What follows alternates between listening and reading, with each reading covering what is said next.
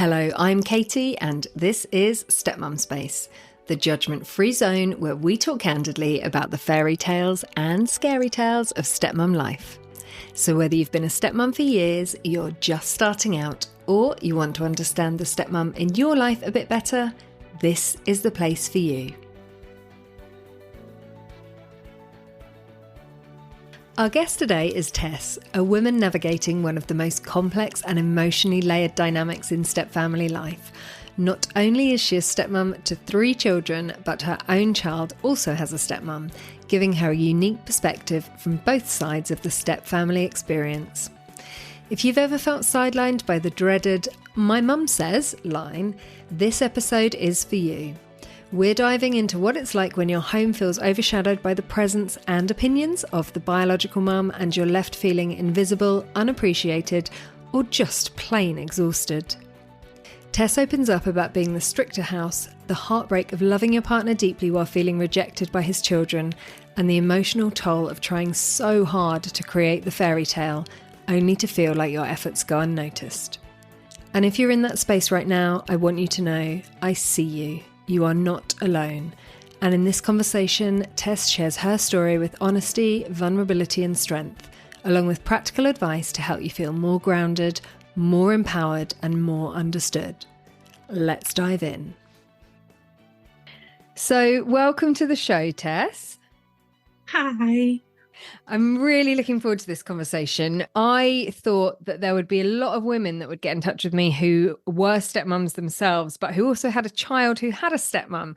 And it's not something I've heard much of, but I know that's your situation. So I'm really looking forward to getting into that dynamic later and seeing how almost being in the middle of all the different roles feels for you. Yeah, a bit challenging sometimes.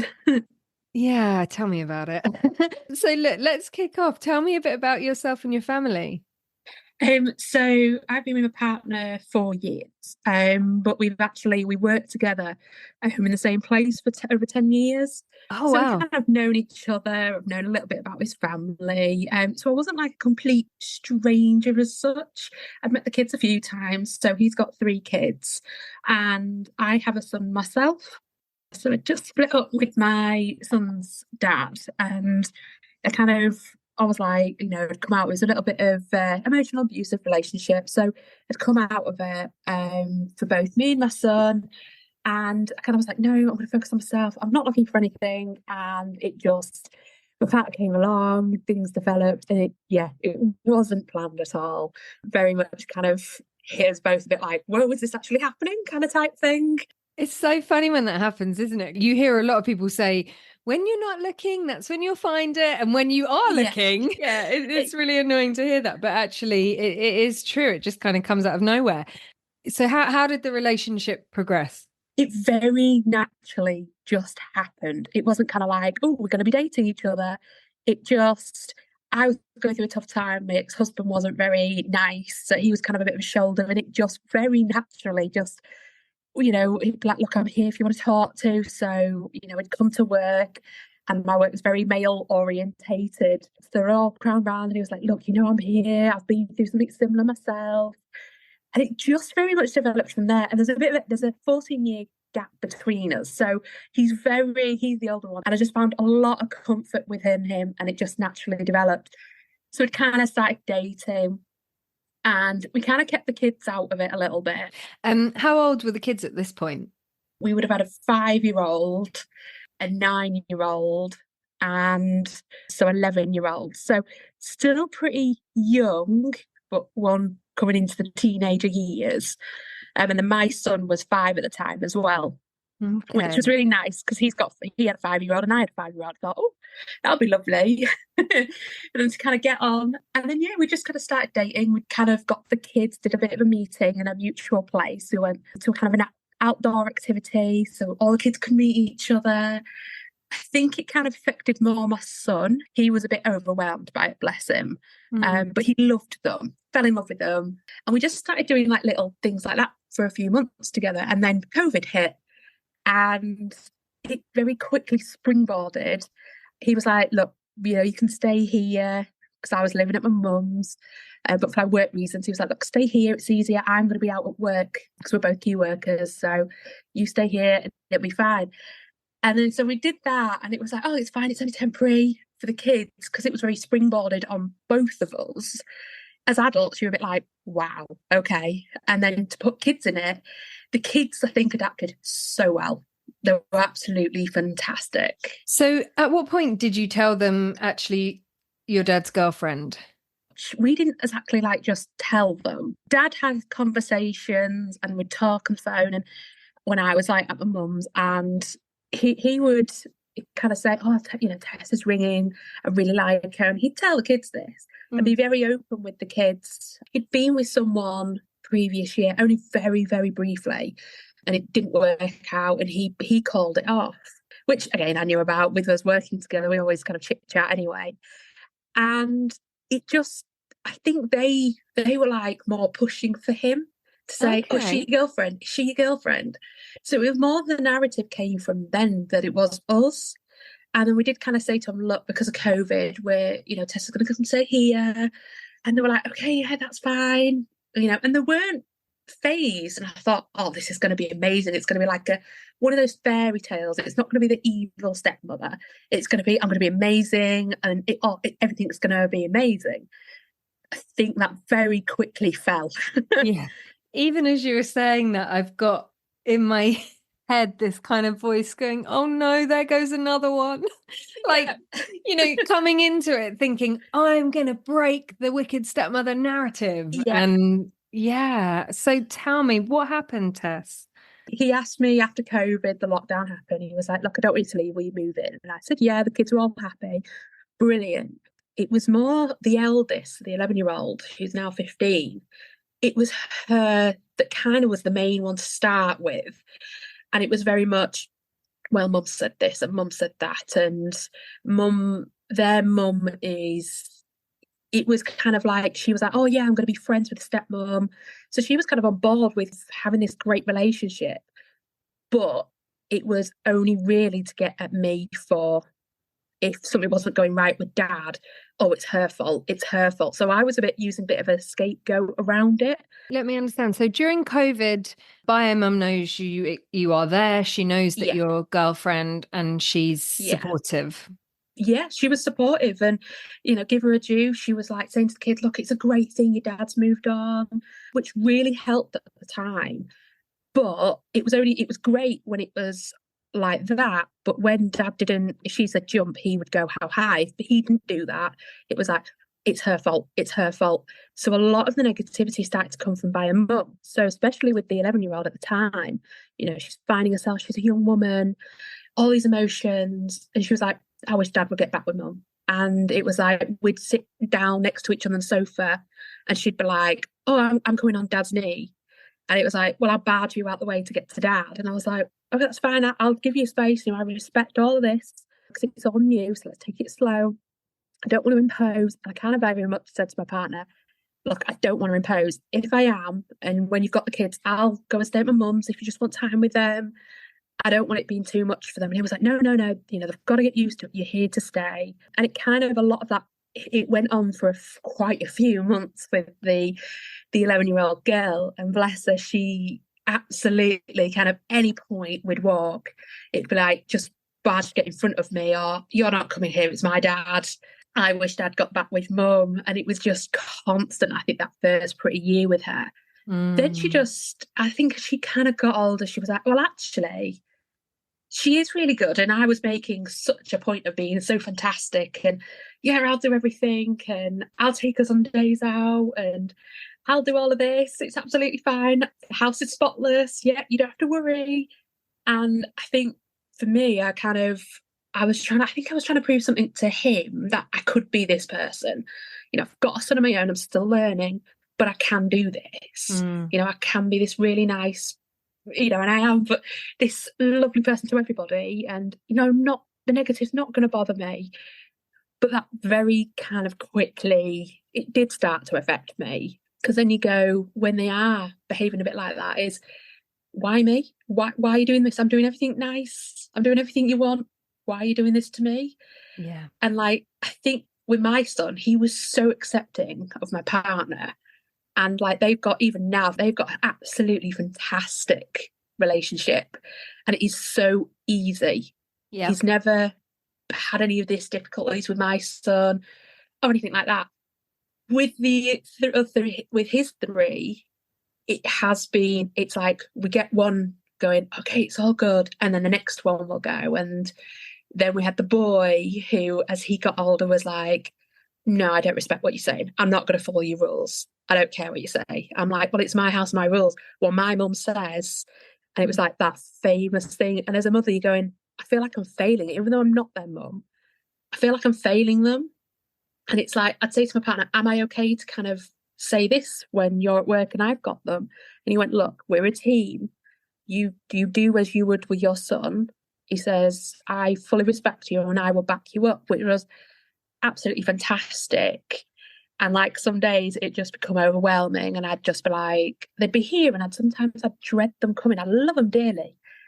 But the dread of me and the anxiety that would build up just would be like, oh my God, they're coming, oh my God, oh, am I just going to get this? Am I going to get that? And you build up this picture before they've even arrived. And sometimes they'd come and it would be an amazing weekend. And other times would come and it would be they'd be with a mum and the negativity from that would just be horrendous. And it would be like, well, my mum says this about you. Well, my mum says this and we think mum's right. And in those situations where they're saying this, so firstly, Tess, like, I think you've just described so well what so many people feel in the run up to stepchildren coming when the relationship's less than perfect, like that anxiety in the pit of your stomach and almost like starting to feel on edge on the Wednesday when they're coming for the weekend. And, you don't know what you're going to get. And it is different to your own children because, my biological children, when I pick them up from school, most days they've got a gripe about something, whether I haven't bought a snack for the walk or whether, they don't want to go to their swimming lessons. But I don't worry about that in advance. And I don't know what that's about, like whether it's a thing that actually I know that if my own children are being like that, I can explain to them why it's important that they go to swimming lessons, or I can, you can like manage it in the way that you see best and you're not going to get backlash from somebody else for it. Thank you for articulating it so well. I'm curious to know when you were getting, I want to say pulled up, but that implies you've done something wrong, so it's probably not the right phrase. But when the stepkids were saying to you, we don't like it how you do this, mum says this and blah, blah, blah, where was your partner in that? I think for him, it's been very difficult adjusting because it's so easy with my son. I don't think he always gets how difficult it can be for me. So it has been tough for him. But sometimes it's kind of like, I think it's not a case of wanting to hear the negativity. I think he wants that kind of fairy tale aspect as well. So I kind of very much would do everything and be everything and built up such this expectation that I wasn't able to keep it.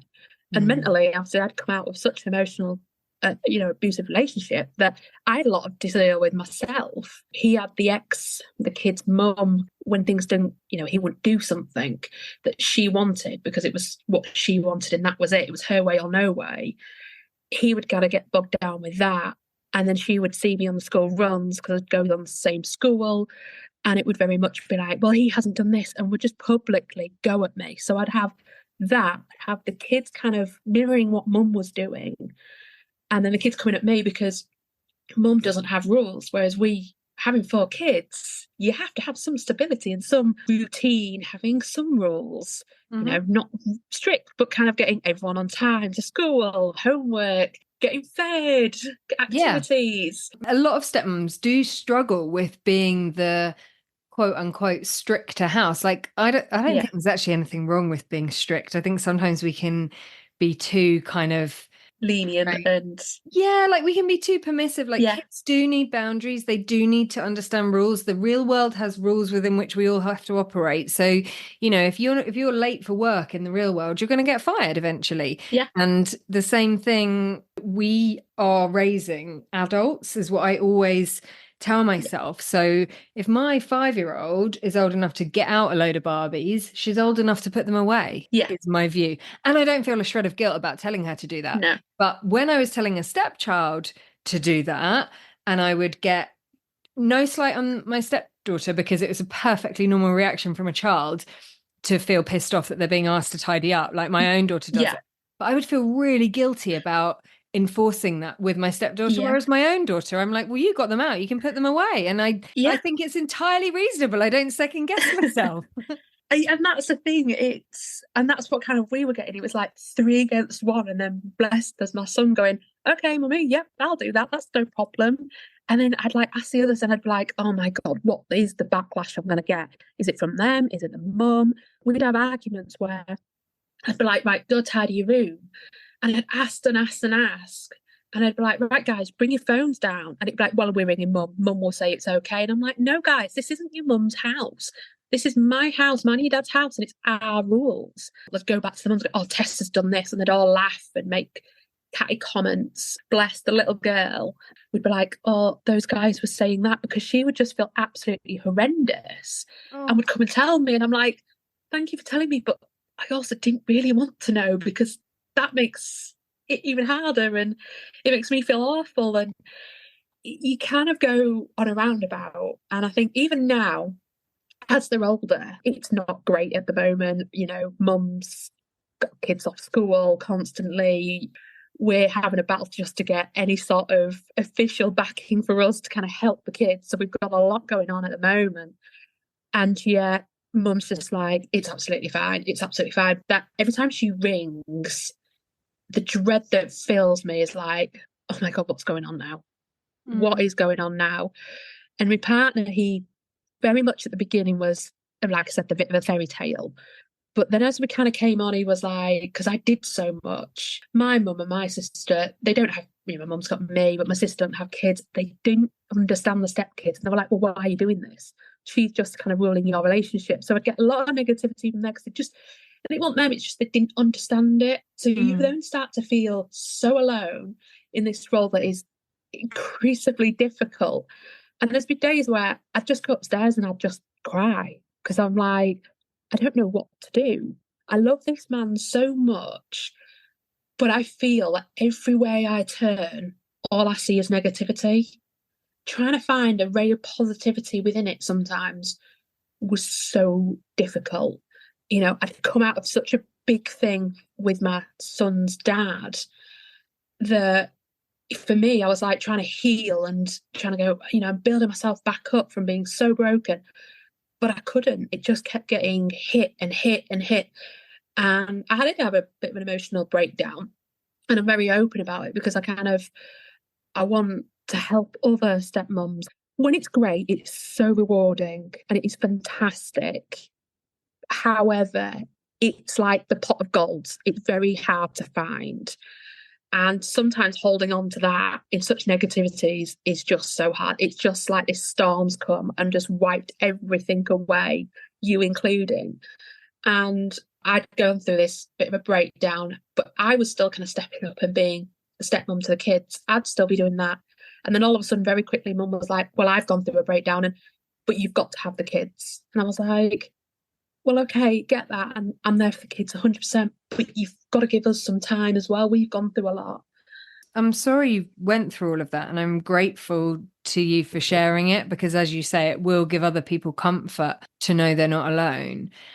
The part of your story that confuses me, and maybe it shouldn't, because you're not the first person who's mentioned it, but Bio Mum has lots of negative opinions and criticisms of you. Yeah. Yet she wants you to have the children more. Yeah, correct. Which to me makes no sense, because if you genuinely have a criticism or you genuinely have a concern about somebody, you want them away from your children. Away. Oh, 100%. So I would be called a narcissist. I'd be called that I'm spying on her. I went and picked up the teenage daughter a few months ago, and it was all agreed. And the next minute, she'd rang my partner going, she's kidnapping her, she's kidnapping her. And I'm like, hang on a second, this was all agreed. So I don't have any contact with bio mum. I try and avoid speaking to her. I don't engage. And it's just better for the kids. We've got to a stage now where dad will be like to the bio mum, you can say whatever you want, but my focus is the kids. And she will go, at a drop of a hat, you have to have the kids for a whole week. And then won't contact the kids and explain why. So then it'll be down to us. And you're kind of thinking, well, do the kids think we're lying? So you have to be extremely honest with the kids, which is great, but for them, isn't so great. I grew up without my dad in the picture after a few years, kind of about 7, 8. I think it's probably from my side why I probably kind of wanted it to be fantastic. You know, I'd grown up with my dad for so long. At 7, he left. So I knew as a kid what it felt like to not have a parent around. So I even more wanted to probably say, I want to provide all of this because I never had it. Like you would even if it was your own kid, you'd go, well, I never had that, or I didn't have a lot growing up, so I'm going to give my kid everything I can and work so hard. And that does portray to the stepkids. But then when you get in behaviour and negativity, you kind of go, I want to do that, but I'm torn because I want to do that, but I feel I'm getting a negativity to kind of, why should I? And that's awful. And you kind of feel really guilty for saying that. But you want the best from them. You will do absolutely anything. But sometimes you kind of go, well, hang on a second. If this was my son and he was behaving like that to me, I wouldn't do that. So you question yourself a lot, and it's so difficult. And especially because there's not a lot of narrative around stepmums. Like I came across your podcast and it's just helped me fantastically, just hearing other people's stories. So, and I'm like, some days when I'm having a bad day, I'll listen to your podcast, go, oh, I'm not alone. I'm so not alone. And it's just having that, I think that real aspect to it. Because when you actually look online, it's like, oh, you must do this and you must do that. And there's not a lot of true emotion behind what is written. And then you kind of get lost in it going, well, I don't know what to do. And you feel even more alone because you've got family that don't understand, your partner that kind of does, but actually he's got it so easy with your son, doesn't understand. And you've got negativity from a bio mum. And then from my side, I also have a stepmom to deal with. And you kind of get the negativity from there and you go, oh my God. Yeah, I appreciate what you said so much about the podcast, because we always try to help women feel they're not alone. And, you know, we're always updating resources at stepmumspace.com. So for anyone listening, do head there and have a look if you're looking for extra support. I think what you said then, which sort of struck me, we are always told, and it is for the most part, what you always do need to do is be positive about bio mum. But what so many people struggle with is when bio mum is causing chaos and lying and manipulating and all those awful things that not all bio mums do, but I hear a lot of stories where they do. A lot of stepmoms are then stuck in like, well, hang on a minute, do I continue to say nothing negative about bio mum, but then I'm basically throwing myself under a bus? Or do I, like, how do you choose your words? And then depending on the age of the kids, you're like, well, you can't kind of necessarily talk your way around everything. So being in the position where you're like, okay, the truth means it looks like I'm throwing bio mum under the bus. If I'm positive about her, then I just chuck myself under it. Like, where do I go? Yeah.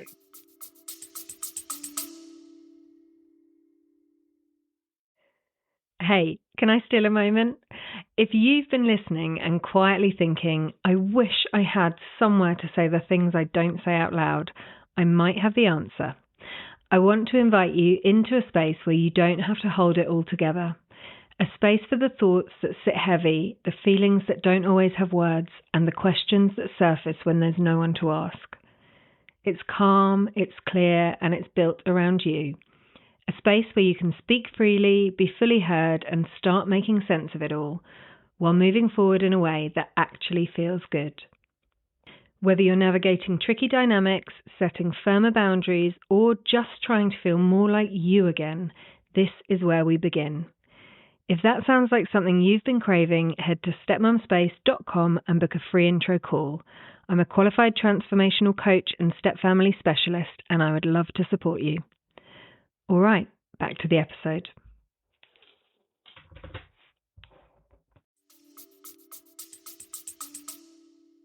And I think that's the thing, you know, like she would come up in the street on the school run and would just be like, he's not done this. And I'm like, look, me, that's not down to me. And it'd be like, oh, yes, it is. You're looking after my kids. Rah, rah, rah. And it would be like, whoa. And I'd just walk off and she'd still be shouting. And I'd be like, walk off because the kids are there. I'm not going to be the one when they look back at things going, being, it was Tess that started that. Actually, now they'll look back and go, well, actually, Tess walked away. She was the bigger person. And we even have an incident even the other week, you know, we just got a puppy end of last year, and I was on the school run with him and he was walking and I saw my stepdaughter, the youngest one, and saw mum. I crossed the road to get to my car and mum and daughter were there, and the daughter was like stroking the dog and I was like, go on then, off you go, because I didn't want to create a scene. And next thing I know, she's like, you're pathetic, and shouting at me, and I'm like, what? I'm just trying to get in my car. Simplest things like that. And I think, and how I've said to the kids is, if mum shouts at you, and we have had incidents where the bio mum shouted at kids and we've had to step in and pick them up because it got very hostile, the advice I give is just smile, okay. You kind of said kill with kindness. And it's so, sometimes you stood there and you're getting this abuse and you go, oh, I just want to say something, But then you think, well, actually, if I say something, the impact of me saying something is going to have such a massive detrimental impact that it's not just the kids. It'll be our case about getting more support for the kids. It will look bad on us. So you kind of have to go, take a deep breath and go, okay, she's saying this, but you kind of have to have a bit of a, weird as it sounds, out-of-body experience. Just kind of pop everything about you to a side, just smile, okay, and carry on. And then I'd like always tell my partner, but at this instance, she very much had manipulated the stepdaughter and I was lying. Me and my partner did have an argument about it. And it's very, very rare we argue. We discuss, but we never argue. He was like, well, you're just very childish. And I was like, hang on a second, I haven't done anything. Mm-hmm. And he was like, well, I've told her that as well. And apparently you did. And I was like, right. And in the moment, it's awful, but you kind of go, well, I've got no one to stand up for me, but my son was there. And I was like, okay, well, if you're going to believe a 9-year-old, well, why don't you ask this 9-year-old? And you don't want to say that because it's putting him in such a hard position. But it's weird because he knows my son wouldn't lie to him.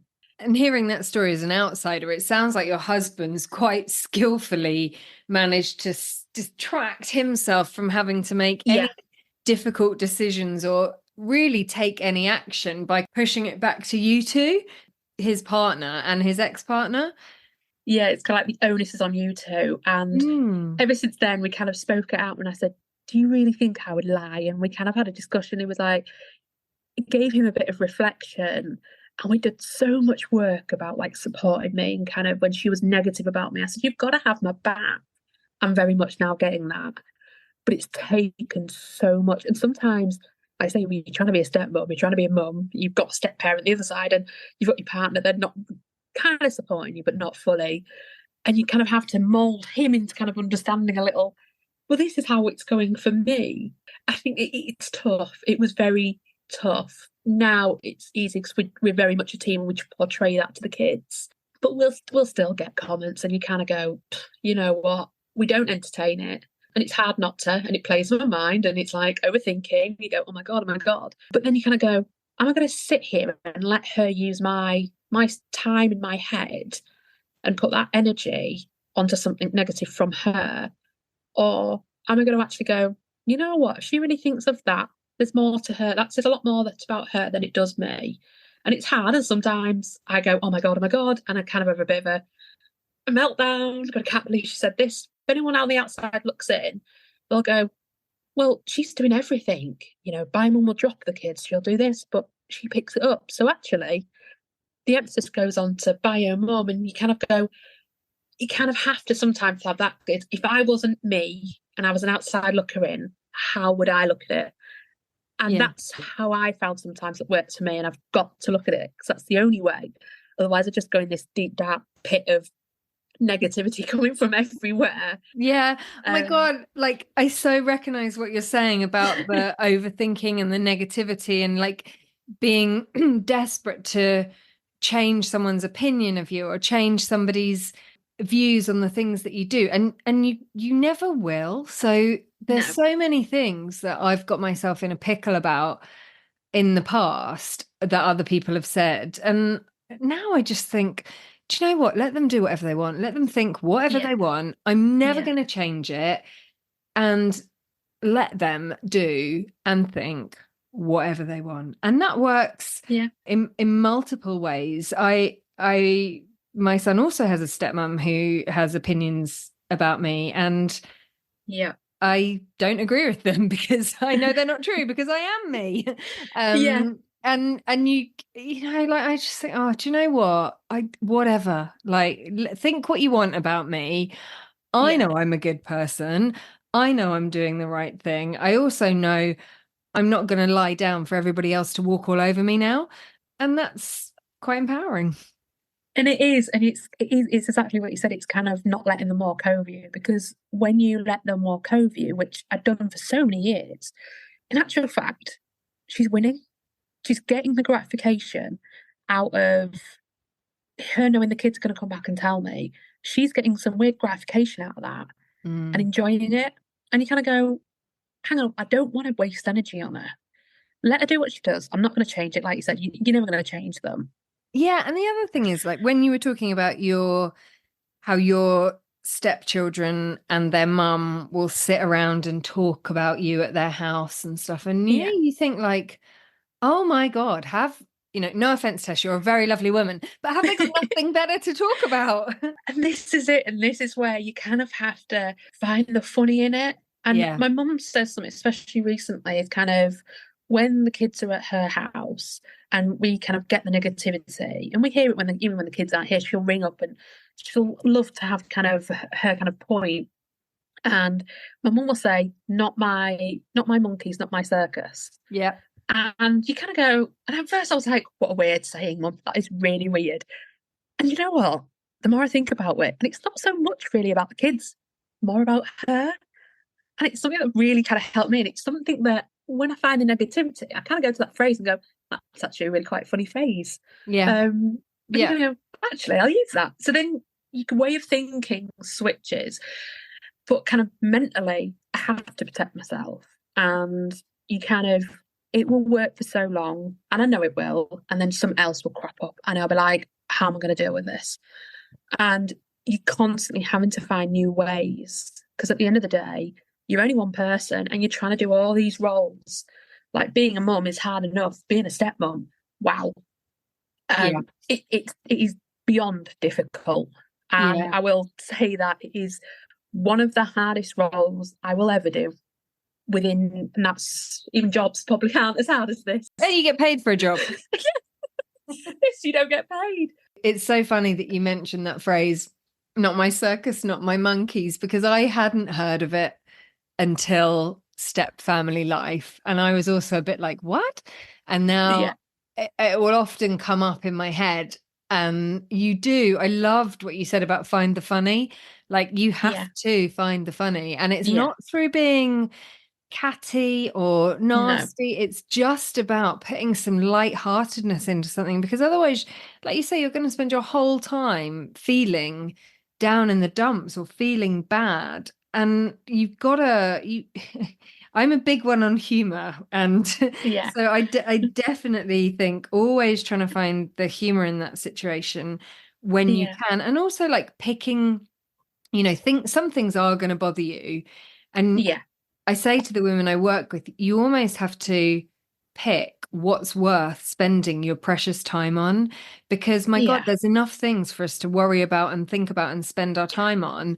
And when I think about, you know, I used to spend hours and hours and hours researching things on the internet and how yeah, to do better in this situation and how to be better in that situation. And actually, all the while, it made fuck all difference what I did. But yeah, I think my advice to stepmoms would be whatever bio mom is sort of drumming into her children or whatever happens in their house, will probably have more impact than what you might be able to say if you're on a much more limited time frame with the children.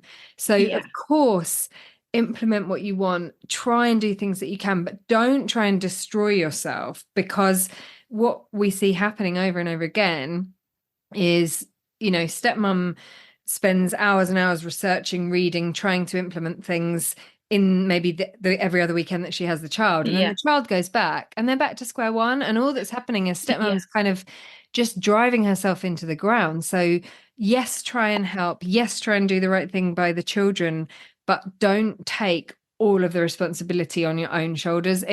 Step parenting works the best when it can be a triangle or a square. yeah, Triangle being stepmom, bio mum, dad, square being if there's a stepdad involved. And if you can make that shape and you can all say, actually, all of our views are important. And it might be that actually, it all depends on the individual families, but it might be that in some cases, actually, stepmom doesn't really get a say in where the kids go to school because bio mum and dad both have, yeah. joint custody or whatever it might be. But it's like understanding each other's opinions and views and what's important. Yeah, you need to, I think, with the kids, just show a united front. Even if Diane mum is kind of being negative, which what we found is okay, we was actually the same. She's got no rules, we've got rules, we've got boundaries. The kids go back and it's like they'll come back and you go, oh my God. But you kind of think, oh my God, but you know what? They're kind of adapting, and you're seeing now, and especially we are seeing it, is not so much with the older ones. I think it's hard with the older ones because they've been with mum for so long. She's their mum, which is understandable, like it would be with my son. But I'm finding, especially with the stepdaughter, the youngest, who's 9 now, is she'll go back and she'll go, actually, mum, that's not right. And you kind of go, you know what? If I can, I don't want to say it's like a small win, but if I can make a difference, even one difference to all of them, I'll take that. I'll take that. I can't put all the effort to go, I'm going to change everything because, like I said, it's not gonna. What mum does in her house, unfortunately, we don't have a say. Even dad, he could go to the moon and back, but he still wouldn't have a say because that's how she rules it. That's how she wants it. And it's sad because you hear stuff and you go, and it breaks your heart. And especially as a mum myself, you get so passionate about it. And sometimes I think, especially recently, we've had something recently, and also she now wants to homeschool the 2 elder kids, and Good it's luck. just going, oh yeah, go homeschooling, but not actually doing any work and sleeping till midday. We're trying to get official backing and everything like that, and it's hard because it's like I'm a mum, and I'd be like, if I'm in that situation, I do want the government to have my back because I'm mum. But a bit of an opinion here, but I think sometimes where it protects dads is it doesn't actually. And I'm a bio mum, and I kind of go, I'm so grateful for the help and support I can get. But for dads, I think it is so hard sometimes. Mm. So hard. She's all about the money, so the maintenance. And it's like, well, your dad needs to pay me more. And it's like, well, no, hang on, we actually have a more, but we pay you over the odds anyway, but we'll do it because they're kids and they need everything. But then when dad kind of raises up about this, he shut down. It's like, well, actually, we need to speak to mum. What mum says goes. And I'm a mum, and I'm like, hang on a second. But you get those frustrations. And then as a bio mum, you kind of get so passionate that I think sometimes I get over passionate, and I'll say to him, I'm really sorry. I am just getting a bit over passionate because I care. Well, that's the thing, isn't it? Some people choose to homeschool their kids. Personally, Oh, I yeah. can't think of anything worse, but fine if you do. But if you're going to homeschool your kids, you got to homeschool them, right? Like you're not doing them Yeah. any favors by, as you say, just letting them sleep until lunch, because these people have to, at some point, get a job, or, it's hard enough for young Yeah. people without giving them a shit start. And there's no reason for them to have a shit start when they've got No. people around them who could give them a better start. I think it's so difficult for so many stepmums who are also bio mums. And I think really hard for the dads because they see one set of children having a completely different outcome. and another set of children having a different outcome. And that plays to the narrative of like, oh, poor stepkids and oh, lucky Yeah. bio kids. But it's not always about what the stepmom and the dad have done. It's often about the other mum. So I was talking to somebody the other day, actually a friend of mine who is a stepchild, and was talking about all of the things that one of their, I don't like this phrase, we don't use it, but they do, one of their half sisters had Yeah. got, and was saying, oh, well, she got everything and my dad did this and he never did this for us and he never. And I said it very gently, well, you guys had different mums. Yeah. And she kind of looked at me and I could sort of see the penny drop. And I'm like, your mum is brilliant, but his mum is also brilliant. And they instilled different things in you. Her mum chose not to work.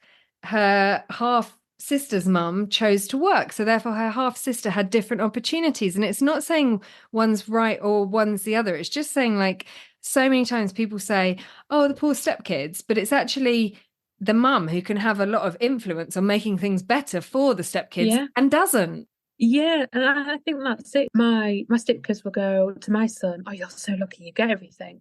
But then I work full time and I'm very much career driven. Good job, studying for a degree at the moment through my job.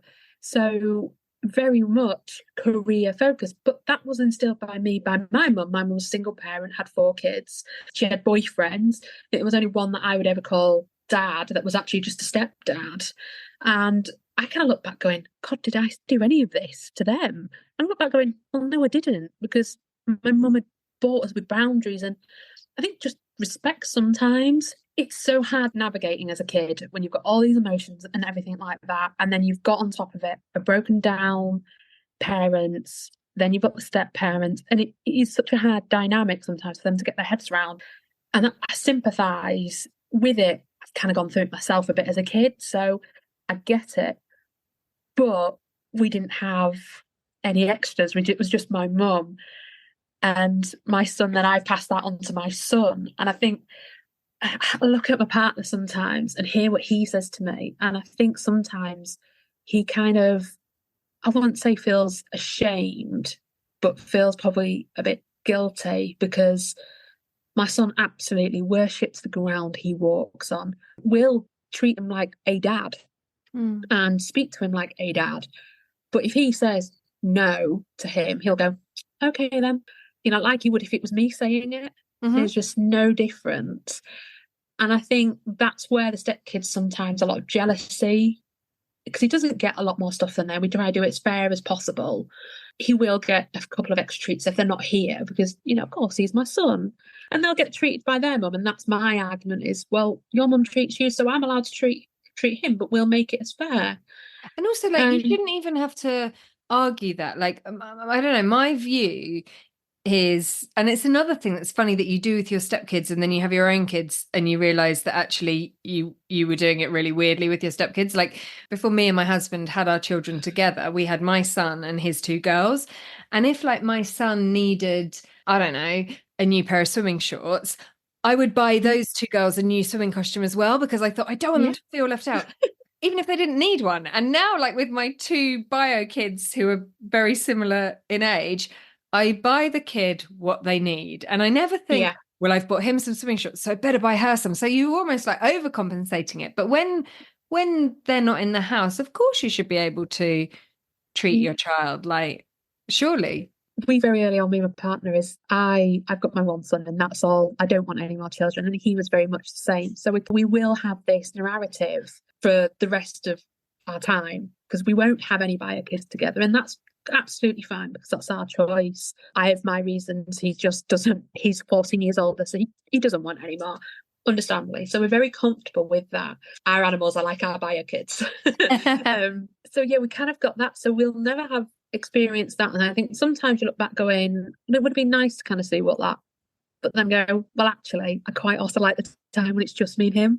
Yeah. And when my son goes off to his dad's and then they're at their mum, it's just our time to breathe, because there is so much going on. And sometimes it's just this massive whirlwind and you just get lost in it, that you go, hang on a second, just taking that time to just relax, taking stock for yourself. That's what's helped us. And not everybody will get that. But even if it's just an hour here, an hour there, just for yourselves, Yeah. that is just made a massive difference for us. Yeah. And our relationship, because we can just be a relationship without any kids, and we can just go off and do anything what we want for those weekends. We don't have them. And actually, that's what keeps us united and what keeps us strong together. And as a team. And that's so important, because when you are in a relationship where there are kids already involved, you don't get the same honeymoon period. So No. it's important to like pocket throughout the year Yeah. any windows of honeymoon that you can. I'm very much make the memories. When that's with kids, it doesn't have to be a lot of money behind it. It could just be as simple as taking a dog for the walk in the woods, Yeah. and playing games with the kids in the woods, or even if it's just me and my partner and we'll take the dog to the beach, and just creating that memory. I think if you create that, you can do it as cheap as possible, or you can make it however expensive you want, holidays or anything. But for us, we go basic memories I had growing up. I remember going with my mum, single parent with 4 kids, walking the dog through the hills and in forest. I loved it. Yeah. Absolutely loved it. And it didn't cost a penny. And those are core memories. You're right. It's all about those memories. I remember one of the first weekends that me and my husband ever went away on, we went to the Lake District and we stayed in this hotel, and it was absolutely pissing it with rain all weekend, the whole weekend. And we still went out walking and everything. And I remember one evening we were in the hot tub at the hotel, and it was raining. And this woman like walked past and she just went, "Look at you two making memories," like this. And Yeah. ever since then, we always say to each other, like, we're like, here we are making memories, like, because it's so, I don't know, like life goes so quickly, and Yeah. so much shit involved in sharing children, whether you're a bio mum or a stepmom. It's fucking hard either way. Yeah. Both ways is a whole different ball game, and to just grab whatever you can to hold on to make some beautiful memories is so important. And it gives you a light in the darkness. Yeah. And that's what. So I'll have photos of core things where it's with kids, or, on my phone or something. And sometimes it's a case of, if you have just got all that negativity and rubbish and everything around you, that just simply looking at something goes, I remember going there. Just even if it's just you on your own. And sometimes that helps. I'm very lucky. I have animals, so animals are a bit of my saving grace. We call a cat, bless him, a bit of a therapy cat sometimes for kids, because animals are very quick at picking up emotions. And if the kids and stepkids don't articulate sometimes what they're feeling, I can see it when an animal goes to them, and you kind of know. So you kind of go, okay, something's going on. So you give a nod to it, going, I won't pry, but just let them know. So you change your narrative about this, going, right, I'm not going to ask a whole lot of questions because I obviously don't want that. But what I'll do as a stepmom is going, I'm there. Okay, I'm there. And now we have it, after all these years, is I'm a safe space for them. Like, they've got the mum and the dad, that, they'll have their rows or anything like that. Dad trying to kind of say, you've got to do that, send them to school, I'll do this and try to be there. Mum ignoring it. And it's me going, okay, let them do that. Let them be the adults. And I'll say this to the kids, is let them be the adults. But you know what? I'm here for you. I'm here for you guys. And we'll very much keep it like that.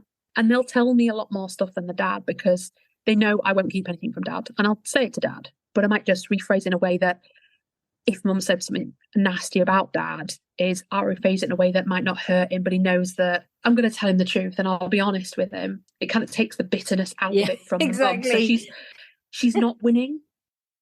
Tess, look, before we go, it's been such a privilege to talk to you, and I so appreciate how candid you've been. I wonder if you had any advice for anybody who's in the situation that you had described earlier, where your stepkids are coming around, they're being difficult, they're going to their mum, they're kind of all ganging up on you. He's obviously still going through it, and I think we'll all, you just know you're not alone. It's tough. Certainly, like I said, this podcast has helped me, like reading stuff online. Sometimes you can get yourself in a rabbit hole. You want something like this podcast where it's real people, because you get the raw emotion behind it, and that's what's helped me. And just knowing you're not alone, you're not going to change somebody. And I kind of now think two ways. I can either put all my energy, all my thought, all my time into someone so negative, or, you know what, I can put all of that into my relationship and have a fantastic relationship like I do now with my partner. And it will eventually work with the stepkids. And it's little by little, one step forward, 10 steps back. It will feel like sometimes you are failing, but you're not. Just kind of carry on being you. Because if you weren't as fantastic as a stepmom you were, you wouldn't be there. We're put in these roles. It's a very special role. We're put in these roles for a reason. And whatever we do, we will make a change to that stepkid. Even if a little one, when they come to be an adult, we will have an impact on that. And I think that's what you've just got to remember, is that we're those special people. It's a unique role. We're unique. We're special. We're like the unicorns of the world.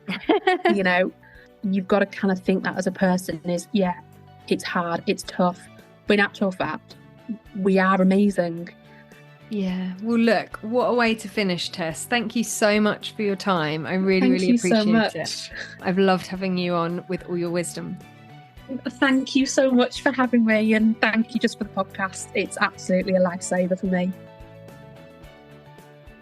And that is exactly why I do this. I am endlessly grateful to each of you who write in and share how Stepmum Space has helped you. It truly means the world to know this podcast is lightening some of the emotional load you carry. If this show has ever made you feel a little more seen, a little more understood, I would be so grateful if you could take a moment to rate or review wherever you listen. Your support helps others find us and reminds them they are not alone. And don't forget what Tess shared earlier today. Find the funny. Wherever you can, sprinkle in a little humour, a little lightness. It makes all the difference. If you'd like to share your story, please do get in touch. All the details are in the show notes. Take care.